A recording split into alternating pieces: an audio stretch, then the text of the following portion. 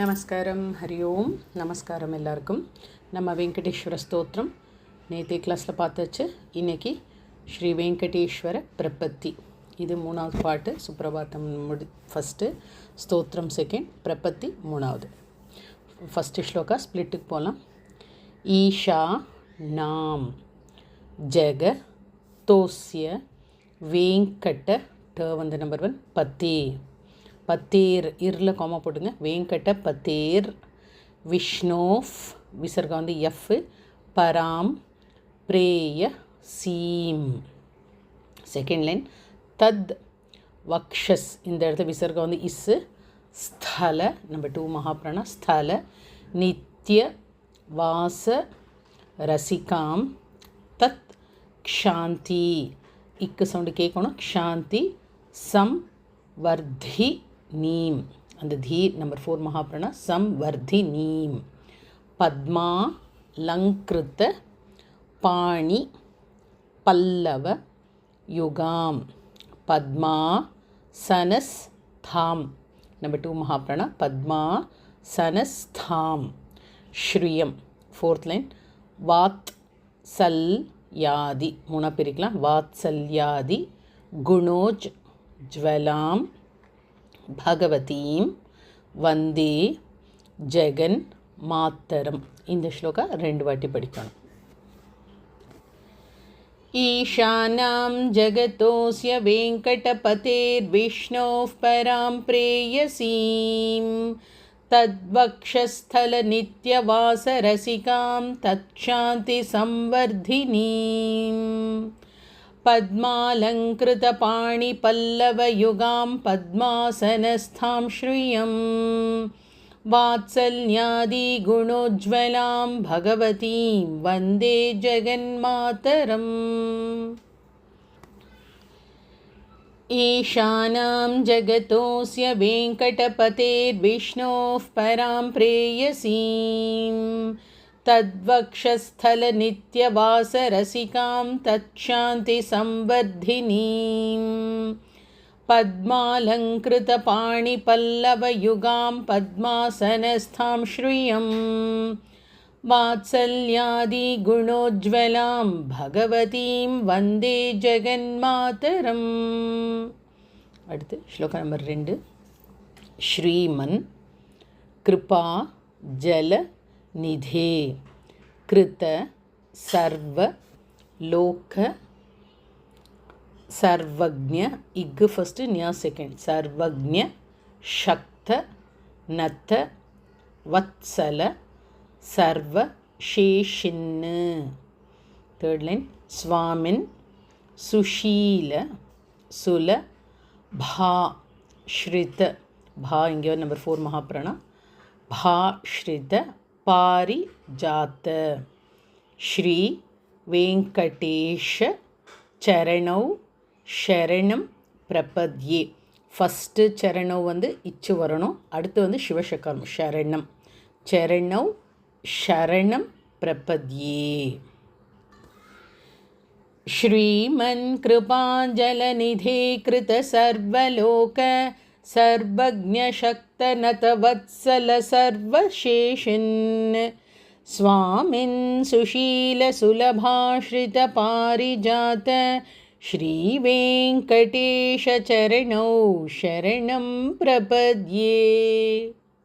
அடுத்து ஸ்லோகா நம்பர் 3. ஆனு புரார் சித, இச்சு சவுண்டு கேட்கணும்.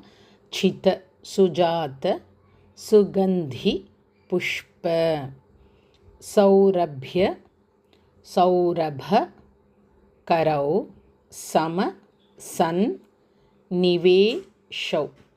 தேர்ட் லைன் சௌம் யௌ சதானு பவ நேப்பி நவானு பாஃப் யௌ. ஸ்ரீ வெங்கடேஷ சரணோ ஷரணம் பிரபத்யே. ஆனூபுராச்சித சுஜாத சுகந்தி புஷ்ப சௌரபிய சௌரபகரௌ சமசன்னிவேஷௌ சௌம்யௌ சதானுபவனேபி நவானுபாவ்யௌ श्रीवेङ्कटेशचरणौ शरणं प्रपद्ये. அடுத்து ஸ்லோக நம்பர் 4.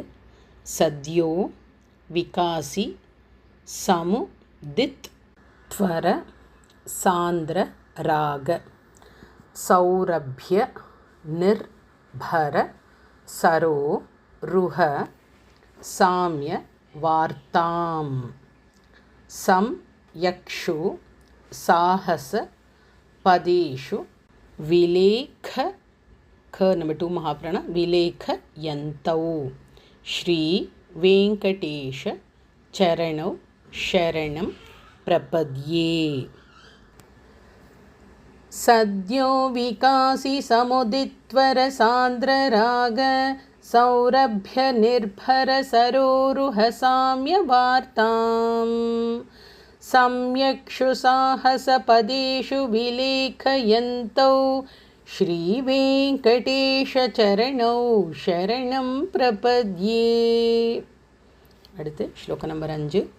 रेखा नंबर 2 महाप्रणखा मय ध्वज सुधा नंबर 4 महाप्रणधा कल शात पत्र वज्रांग कुशाम्बु रुह कल्प क शंख नंबर 2 महाप्रण चक्रैः भव्यै रलंकृत तलौ पर तत् त्व चिन्हैः श्री वेंकटेश चरणौ शरणं प्रपद्ये. रेखामयध्वज सुधाकलशातपत्र वज्राङ्कुशाम्बुरुह कल्पकशङ्खचक्रैः भव्यैरलङ्कृततलौ परतत्त्वचिह्नैः श्रीवेङ्कटेशचरणौ शरणं प्रपद्ये. அடுத்து ஸ்லோக நம்பர் 6. தாம்ரோ தர द्युति பராஜித பத்ம ராகவ். பத்ம சொல்லும்போது ப வரணும். நம்பர் 1 பத்ம ராகவ். பாஹ்யைர் அது ஹெச்ஏ ஒய் ஹை வரணும். பாஹ்யைர் மஹோபி ரபி भूत महेंद्र नीलौ उद्यन नखाम नंबर 2 महाप्राण शुभि नखाम शुभि रुदस्त रुदस्त शशांक शशांक भासौ श्री वेंकटेश चरणौ शरणं प्रपद्ये. ताम्रोदरद्युतिपराजितपद्मरागौ बाह्यैर्महोभिरभिभूतमहेन्द्रनीलौ उद्यन्नकांशुभिरुदस्तशशाङ्कभासौ श्रीवेङ्कटेशचरणौ शरणं प्रपद्ये. அடுத்து ஸ்லோக நம்பர் 7. स प्रेम भीति कमलाकर पल्लवाभ्यां.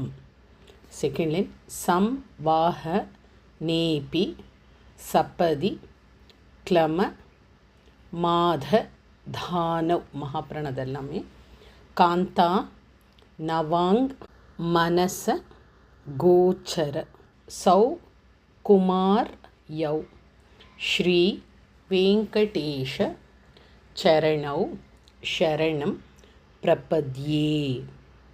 सप्रेम भीति कमलाकर पल्लवाभ्यां संवाहनेऽपि सपदि क्लममाधधानौ कान्ता नवाङ्मनसगोचर सौकुमार्यौ श्रीवेङ्कटेशचरणौ शरणं प्रपद्ये. அடுத்து ஸ்லோக நம்பர் 8. लक्ष्मी मही तदनु रूप निजानुभाव नीलादि दिव्य महिषी कर पल्लवानाम आरुण्य संक्रमणतः विसर्ग வந்து h கீழ சாந்திர ராகவ் ஸ்ரீ வெங்கடேஷ சரணௌ சரணம் பிரபத்யே. लक्ष्मीमहीतदनुरूपनिजानुभाव नीलादिदिव्यमहिषीकरपल्लवानाम् आरुण्यसङ्क्रमणतः किल सान्द्ररागौ श्रीवेङ्कटेशचरणौ शरणं प्रपद्ये. அடுத்து ஸ்லோக நம்பர் 9. நித்யா நமத் விதி சிவாதி கிரீட்ட கோட்டி எல்லாம் இந்த நட்டு வந்து நம்பர் 1. பிரத்யுப்த தீப்த நவ ரத்ன மஹஃப் விசர்காந்தி எஃப் பிரரோஹைஹி. தேர்ட் லைன் நீ ராஜ நா விதி முதார முபாத தானவ் ஸ்ரீ வெங்கடேஷ சரணௌ शरणं प्रपद्ये.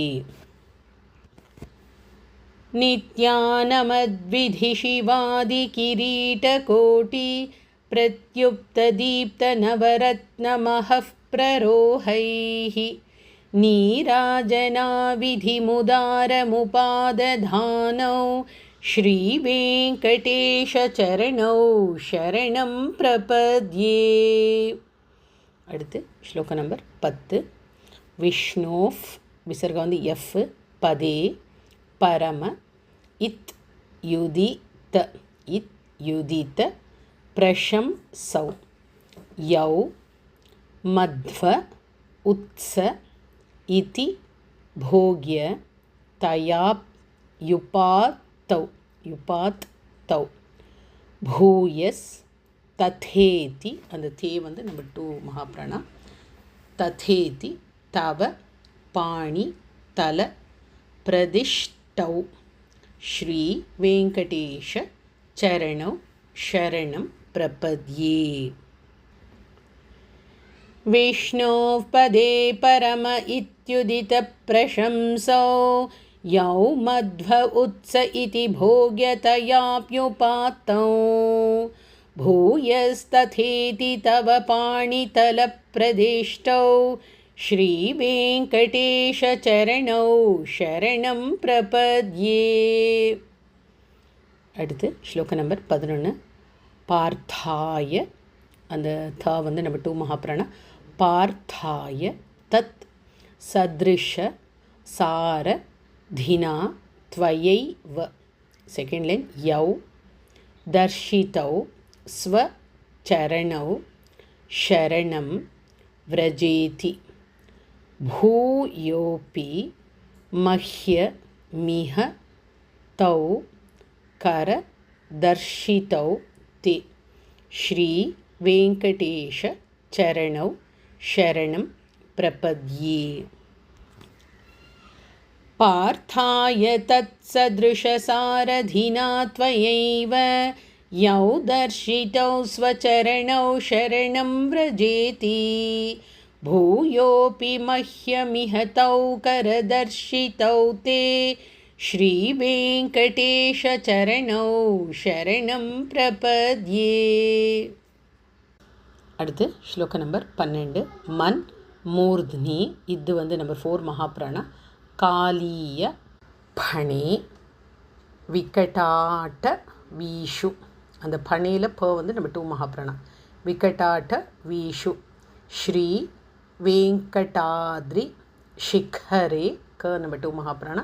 शिरसि श्रुती नाम चित्तेप्य नन्य मनसां सम माहि तौ ते श्री वेंकटेश चरणौ शरणं प्रपद्ये.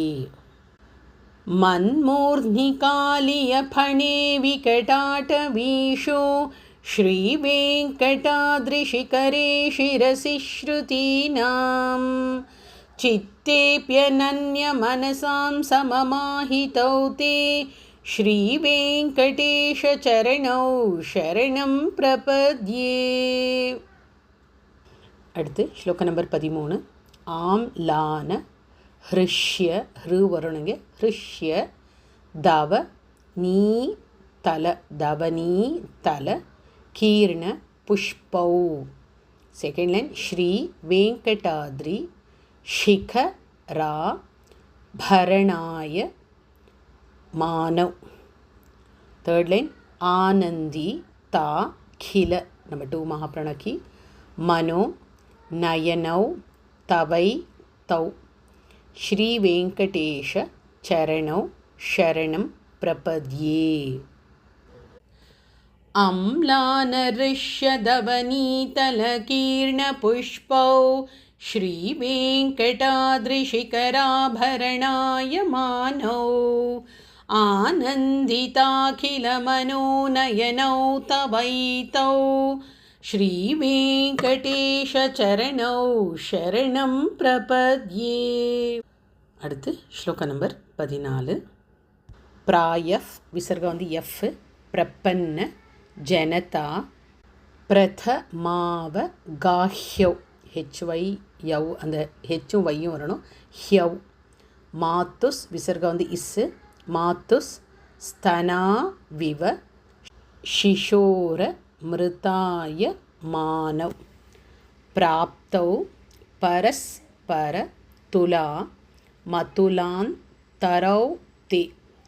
ஸ்ரீ வெங்கடேஷ சரணௌ शरणं प्रपद्ये. प्रायः प्रपन्नजनता प्रथमावगाह्यौ मातुस्तनाविवशिशोरमृतायमाणौ प्राप्तौ परस्परतुलामतुलान्तरौ ते श्रीवेङ्कटेशचरणौ शरणं प्रपद्ये. அடுத்து ஸ்லோக நம்பர் 15. சத் வோத்தரைஸ் விசர்க்கம் வந்து இஸ்ஸு சதத சேவிய பதாம் புஜேன சம்சார தாரக தயார்திர திருகஞ்சலேன சௌமியோப யந்த்ரு முனினா மம தர்ஷிதௌ தே. ஸ்ரீ வெங்கடேஷ சரணௌ शरणं प्रपद्ये. सत्वोत्तरै सततसेव्यपदाम्बुजेन संसारतारकदयार्द्रदृगञ्चलेन सौम्योपयन्तृमुनिना मम दर्शितौ ते श्रीवेङ्कटेशचरणौ शरणं प्रपद्ये. அடுத்து ஸ்லோக நம்பர் 16.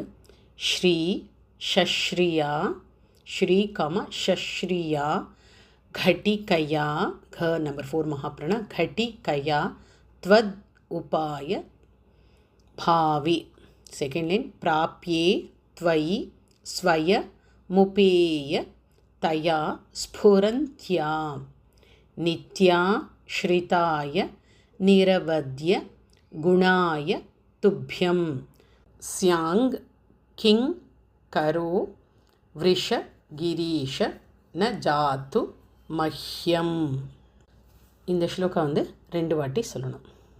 ஸ்ரீ ஷஸ்ரியா घटिकया त्वदुपाय भावे प्राप्ये त्वयि स्वयमुपेयतया स्फुरन्त्या नित्याश्रिताय निरवद्य गुणाय तुभ्यं स्यांकिं करो वृषगिरीश न जातु मह्यम.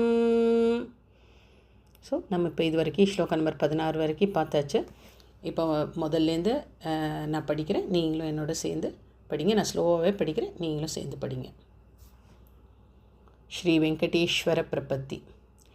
ईशानां जगतोऽस्य वेङ्कटपतेर्विष्णोः परां प्रेयसीं तद्वक्षस्थलनित्यवासरसिकां तत्शान्तिसंवर्धिनीं पद्मालङ्कृतपाणिपल्लवयुगां पद्मासनस्थां श्रियं वात्सल्यादिगुणोज्ज्वलां भगवतीं वन्दे जगन्मातरम्.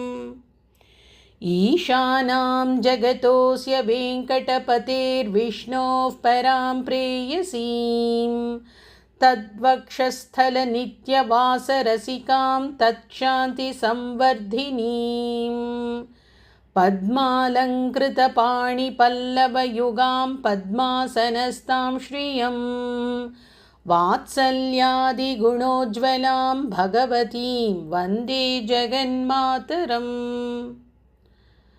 श्रीमन्कृपाजलनिधे कृतसर्वलोक सर्वज्ञशक्तनतवत्सल सर्वशेषन् स्वामिन् सुशीलसुलभाश्रितपारिजात श्रीवेङ्कटेशचरणौ शरणं प्रपद्ये। आनूपुरार्चितसुजातसुगन्धिपुष्प सौरभ्यसौरभकरौ समसन्निवेशौ सौम्यौ सदानुभवनेऽपि नवानुभाव्यौ श्रीवेङ्कटेशचरणौ शरणं प्रपद्ये। सद्यो विकासिसमुदित्वरसान्द्रराग सौरभ्यनिर्भरसरोरुहसाम्यवार्ताम् सम्यक्षु साहसपदेषु विलेखयन्तौ श्रीवेङ्कटेशचरणौ शरणं प्रपद्ये।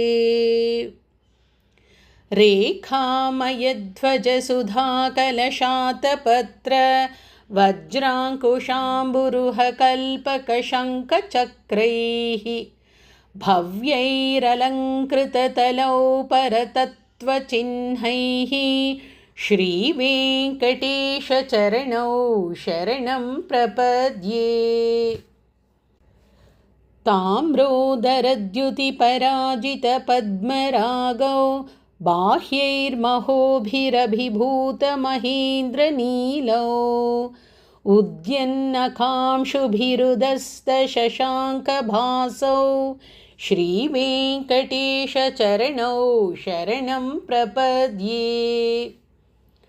सप्रेमभीतिकमलाकरपल्लवाभ्यां संवाहनेऽपि सपदि क्लममादधानौ कान्तानवाङ्मनसगोचरसौकुमार्यौ श्रीवेङ्कटेशचरणौ शरणं प्रपद्ये।